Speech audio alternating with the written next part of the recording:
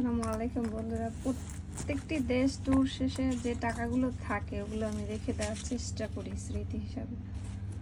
তো সম্প্রতি চায়না থেকে ট্যুর করে আসার পরে এই টাকাগুলো থেকে গেছে। যদি এগুলো রেখে দেবে, এটা 100 টাকা। আর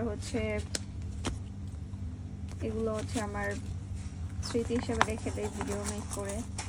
চায়নার অনেকগুলো টাকা রয়ে গেছে। এখন আমি দুবাইয়ের আমার কয়েন লাগবে, তাই খুঁজতেছি, তাই ভাবলাম আপনাদের সাথে একটু ভিডিও করে শেয়ার করি বা দেখে দিই। এত কার্ড এটা আমার অ্যামিরাস কার্ড।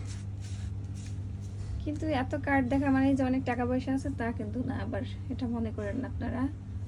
কিছু ডলারও ছিল, রেখে দিলাম।